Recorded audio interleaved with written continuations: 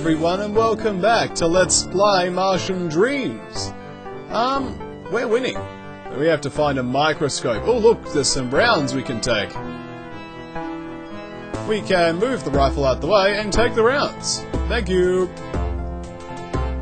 Move the cup off that and use the chest. A book, a hatchet, 30 pistol rounds, a revolver, and a box of cigars. We don't need the cigars, we don't need the revolver, but we will take the pistol rounds. Yum. I enjoy the taste of pistol rounds on a good summer's morning. Okay. Well, yes, this is a bit of a fetch quest, but fortunately we have these lifts, which will provide us with an uplifting experience towards the settlement of Helios, provided I chose the right one. Which I did. So we need to find a microscope. Now, is there a microscope in here? No, no microscopes there. Now about over here. We've got an accordion, and not much else interesting there. Bit of a lag factor there. Oh, more jumping beans, which will eliminate the jumping beans. Nelly had a go at that jumping bean, and she destroyed it. Whoop, and I hit Nelly Bly, because I'm very gentlemanly.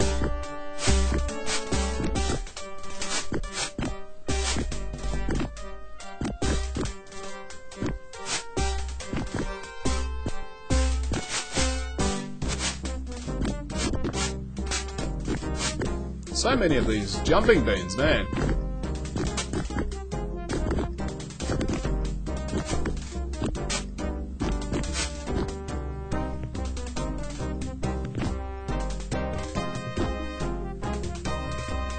Broken agrobot. Lots of broken bots. Well, we've destroyed the jumping beans. We can gather some berries, such as these.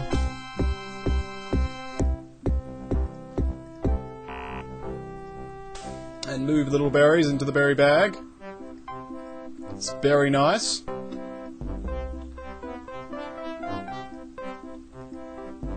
I only seem to agree growing two types of berries here though.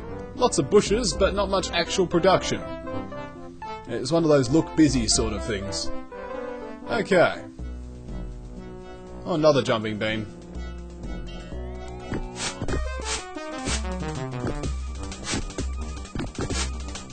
The music's gone a bit interesting. They've respawned that quickly. It's a bit quick, guys. Just run away from them. Oh, great, combat.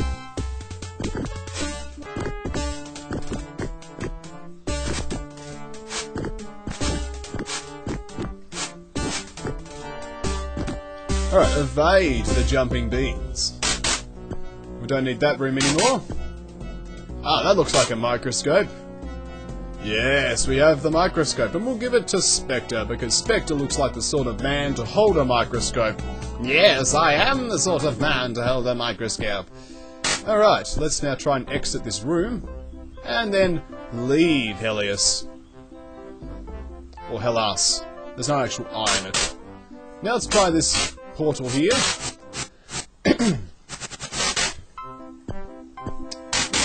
Yes, that is the correct portal to take. Now, the next step, of course, is refinding Roosevelt. Here we are, Mr. Roosevelt man. We see a broad-shouldered man with an equally broad grin. Broad-shouldered grin, even. He looks up from his work and smiles broadly. Oh, I'll say hello! Quite good to see you again, quite! Well, here is the microscope, Mr. Man. He puffs his chest out, but then lets out a sigh. I'm quite sure that's unimportant. Quiet. He smiles. Well, unfortunately, it actually is a quest item, so it actually is important. So I'll just say the band again. I think that your best bet would look at the ship from the Lowell expedition. I'm going to say the same thing again. I have got a successful result. Blah, blah, blah, blah, blah. Would you have a microscope with you? I must use it to get a good match on the prints. Roosevelt takes the metal band and the microscope and begins to examine the band closely. He then looks at a fingerprint sample under the microscope, and then whistles to himself in triumph. I can't whistle, so we'll just pretend. That is exactly what the whistling sounds like. There is no doubt that the Rumpelstiltskin prints collected near the capsule fused Rumpelstiltskin set off, and the prints on the band you retrieved are identical. As I recall, this band was used to bind the barrels that hold our supply of phlogistonite together. It is clear that Rumpelstiltskin has stolen our repellent. Turning to you, he says, I would like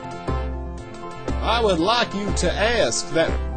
I would like to make sense. I would ask that you go and confront that so-called holy man and try to retrieve the propellant. It is vital to return to Earth. Personally, I will stay behind to ensure that Seagal does not get involved. By the way, I noticed that you partially solved the problem of finding bodies for the Martians, but really I don't think that the average resident of Earth will be able to accept them in that state. He examines the naked metal Martian woman consideringly for a moment. Very nice. Well, I don't really have any solution for this problem, but I will suggest that you get the help of a professional in the matter of disguise. I would speak with the French lady if I were you. Best wishes, friend. Let me know how this all turns out, will you hear? Okay, thank you, Mr. Roosevelt. I say good day, Koga-Khan. Do drop in again.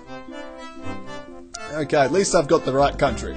Now, let's find the French chick. I'm gonna have fun with a French female voice now. Here we go. Hello, French chick. We see a beautiful woman with sparkling eyes. Sarah turns at the sound of your voice and then stifles a gasp of surprise as she sees the mechanical being in your party. Monsieur, I don't even know what that means. Gathering her composure, she points to the metal woman and gasps, What is that? The metal woman intones, Please do not be alarmed. My companion has brought me to you to find a solution for a particular problem. Apparently you are skilled in cosmetic adjustments. Nodding uncertainly, Sarah looks to you for an explanation. And I, the Let's Player, know all things when it comes to this game, apparently. Cosmetics. I know about cosmetics. There's like foundation and lipstick, and that's about all I know. She looks from you to the metal woman, and she seems that she is at a loss as to what must be done. Dr. Spectre chimes in and says, We want to disguise the mechanical bodies to look human. And now the French woman finally manages to say something useful. I can use rouge berries. Oh, it's not French. I can use rouge berries to make a pigment that will look the colour of human flesh, but will not make the body look human. Perhaps there is a way to cover the metal with some material that would hold the pigment. Then the metal woman interrupts. You know, the mechanical men at the cisterns are coated in a water-repellent substance that looks like it has the consistency of flesh. I am sure that Madame Blackhand could mix colour in with that material to make it appear like worm skin. If we could find such substance, Madame Blackhand, would you prepare a colour to blend with the coating to make the metal body appear human? Sarah says, But of course, I will only be too happy to exist, mademoiselle, if you should retrieve the rouge berries as soon as you can. Okay, the rouge berries are here, you ask. The rouge berries are located in Agua. Please, go there and retrieve them for me. It seems we have another reason to go to Agua. Au revoir, Koga-Khan. Please do come again. Okay, I finally got the accent by the time I was finished with that. Alright. Tell you what, these NPCs, they are stretching my vocal talents. Normally I just do, like, freaky Pokemon and evil people. Alright. We can put the ammo into the little ammo bag. Yeah, ammo bag. Now what now?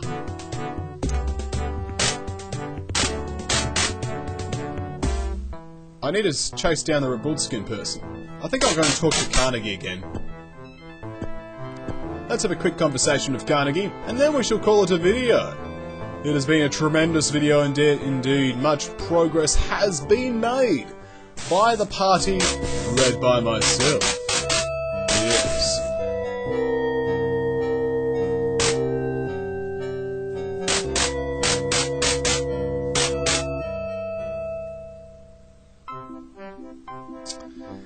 Alright, well let's go find this man. The man who has the plan as far as steel is concerned.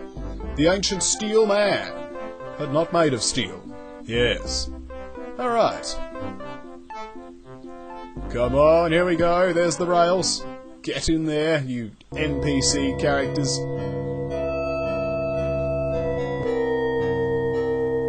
Now, where are you now, Carnegie? There you are, sitting conveniently out in the open. Ah, it's you again, Kilkacon. How may I be of assistance? We know it's this man. You must confront Rumpelstiltskin and recover our Phlegos tonight. Okay. How are we going to do that? Talk to him. Agua. I wouldn't know much about that. You should check with Admiral Peary. He's done a lot of exploring and might have some ideas. Okay, we'll check with that man. We might do that next video. So when we come back, we will encounter some more NPCs. We'll probably have more weird voices. And we'll continue our playing of Let's Play Martian Dreams.